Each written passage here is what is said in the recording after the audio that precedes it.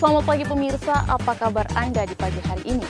Senang sekali saya Graciela Taime dapat menjumpai Anda dalam Berita Papua. Sejumlah berita menarik dan teraktual telah dirangkum tim redaksi kami. Berikut 3 berita utama hari ini.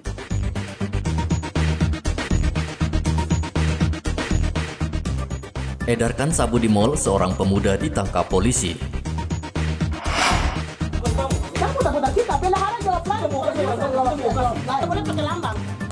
3 bulan uang lauk pauk belum dibayar, puluhan guru protes Dinas Pendidikan.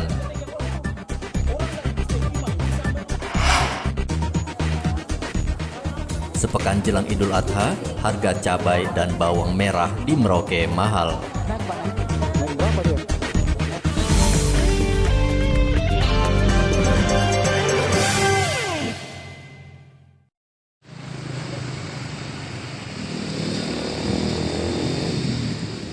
Polisi menangkap Markus di salah satu pusat perbelanjaan yang ada di Abepura, Kota Jayapura. Markus adalah pemain lama. Dirinya tak pernah kapok mengedarkan sabu-sabu meski sudah berulang kali ditangkap polisi. Kapolresta Jayapura Kota AKBP Gustaf Urbinas mengatakan tersangka merupakan pengedar sabu-sabu antar provinsi. Ini ukuran kecil dalam kemasan buah benda tersebut. Selanjutnya melakukan pemeriksaan badan, menemukan satu kotak hitam kecil di saku celana kanan. Bagian depan telah dibuka, kotak tersebut berisi narkotika jenis sabu sebanyak 6 paket aktif ukuran kecil. Selanjutnya melakukan pengembangan dan interogasi terhadap pelaku di TKP dan pelaku mengakui masih ada narkotika jenis sabu yang disimpan di rumah di Kampung Tiba-Tiba. Kemudian anggota menuju ke rumah pelaku dan maksimal 20 tahun. Catatan tersangka diduga merupakan jaringan pengedar narkotika antar provinsi dan merupakan residivis kasus yang sama. Terkait asal-usul kepemilikan narkoba masih dalam penyelidikan lebih lanjut. Selain narkoba, polisi juga menyita 1 buah senjata di rumah tersangka. Atas perbuatannya, pelaku dijerat dengan Undang-Undang RI Nomor 35 Tahun 2009 tentang narkotika dengan ancaman hukuman pidana penjara maksimal 20 tahun. Afid Indarto melaporkan dari Kota Jayapura, Papua.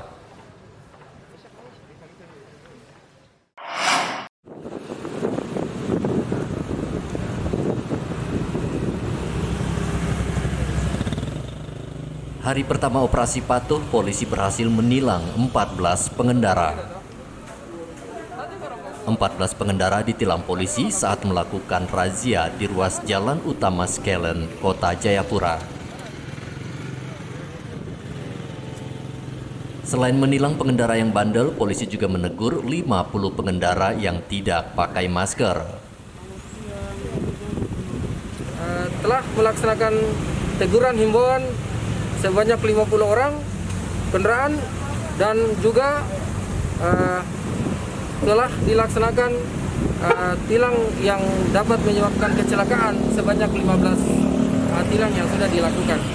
Dan juga diharapkan untuk para pemirsa dimanapun Anda berada, apabila mulai dari hari ini sampai 14 hari ke depan, kita dari Direktorat Lalu Lintas akan melaksanakan pemeriksaan kendaraan, himbauan-himbauan yang akan kami lakukan secara humanis, terukur, agar masyarakat dapat patuh hukum di wilayah hukum Polda Papua.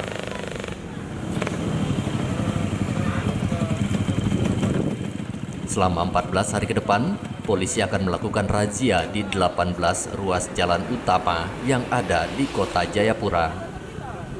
Agar tidak terjaring razia, polisi menghimbau warga membawa kelengkapan kendaraan dan mematuhi aturan berlalu lintas saat berkendara. Riantonai melaporkan dari Kota Jayapura, Papua. Ini posisinya kita lagi operasi. Ini operasi patuh.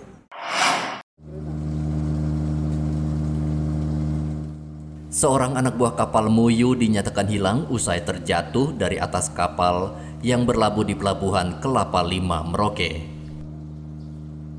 Yopi terjatuh saat mengangkut papan ke atas kapal. Tim SAR Merauke terus melakukan pencarian di sekitar pelabuhan. Pencarian sudah kita mulai dari hari kemarin, tanggal 21, 22. Kita melakukan pencarian di daerah TKP kejadian terjatuhnya korban. Hari ini kita lanjutkan untuk pencarian di plan perencanaan kita 1 meter ke arah kiri dan 1 meter ke arah kanan, dibagi oleh 2 perahu karet, satu di sisi sebelah sini dan satu di sisi sebelah kanan. Nah, apa yang menjadi kendala Pak di lapangan ini? Kalau kendala kita tergantung cuaca sih. Kalau cuaca bersahabat sepertinya tidak ada kendala itu. Oh gitu. Hari ini juga tidak ada kendala seperti ya kemarin? Sepertinya belum. Pak, potensi SAR yang ikut mendukung pencarian ini dari mana aja Pak? Potensi SAR yang turun hari ini dari MRS, Merauke Rescue Squad, ada 4 orang, dan dari tim Pol Air ada 1 tim. Itu kemarin tuh ada? Ya, kemarin dia jengkel gara-gara api Hilang itu? hilang itu.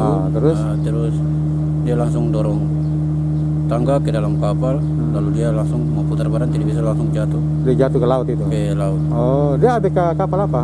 KMP Muyu. KMP Muyu ya. Terus jatuh itu langsung tidak ketemu lagi? Itu langsung tidak ketemu lagi.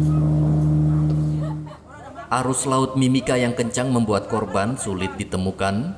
Sesuai prosedur SAR, pencarian korban dilakukan selama 7 hari ke depan.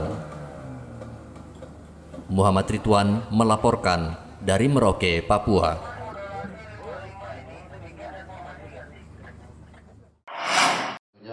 Ini menunjukkan suatu hal yang positif untuk 1 tahun lagi dana otonomi khusus akan berakhir.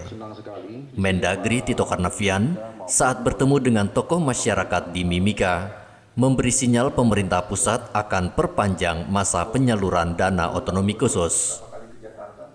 Meski akan diperpanjang, Tito mengaku dana otonomi khusus jilid pertama akan dievaluasi apakah bermanfaat bagi warga Papua atau tidak. Untuk 20 tahun, karena memang tadi implikasinya anggaran sangat diperlukan untuk percepatan penampungan Papua.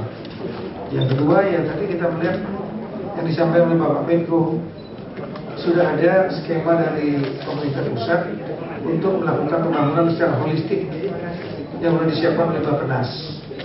Nanti semua kementerian lembaga akan istilahnya keroyokan untuk membantu mempercepat pembangunan di Papua di bidang pendidikan, kesehatan, yang wajib-wajib itu ya, kemudian infrastruktur termasuk jalan Trans Papua ya, kemudian bandara, pertanian, perikanan, peternakan, perkebunan, banyak sekali. Saya akan sebutkan satu-satu karena semua KL, semua kementerian lembaga di pusat juga akan banyak yang dilibatkan ini untuk mempercepat pembangunan. Saya kira itu. Sementara itu Menko Polhukam Mahfud MD menambahkan Papua dan Papua Barat harus mendapat perhatian khusus sehingga sejajar dengan daerah lain. Kalau dilihat dari itu soal affirmative policy itu, maka saya kira kita semua menjadi sadar bahwa pemerintah sejak dulu seperti katakan Pak Yoris itu tadi, sejak berintegrasi PPRA itu sampai sekarang selalu memberi keistimewaan terhadap Papua ini agar segera maju. Dan tadi usul itu tadi tentu nanti kita sampaikan di dalam rangka pembangunan Papua yang komprehensif, yang holistik, nanti saya sampaikan. Ini kira-kira sedikit catatan, tapi Pak Yoris, tolong saya dibantu 1-2 menit saja. Tolong komentar, tadi saya katakan kita berjuang terus pasang badan untuk meneruskan Otsus 2021. Sebagai komite 2 mungkin, kalau boleh Pak Menko saya minta Pak Yoris sedikit saja, karena sudah hadir. Anggaran Otsus ini menjadi perdebatan kita.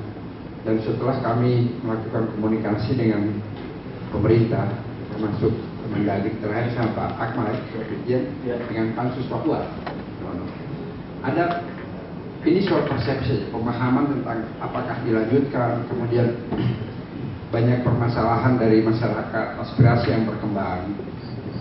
Tapi pada prinsipnya kita masih membutuhkan itu otsus dalam rangka percepatan proses pembangunan, baik pembangunan fisik maupun pembangunan manusia. Sejak tahun 2002, pemerintah pusat telah menggelontorkan dana sebesar 126 triliun rupiah. Dana otonomi khusus dialokasikan untuk sektor pendidikan, kesehatan, dan pemberdayaan ekonomi.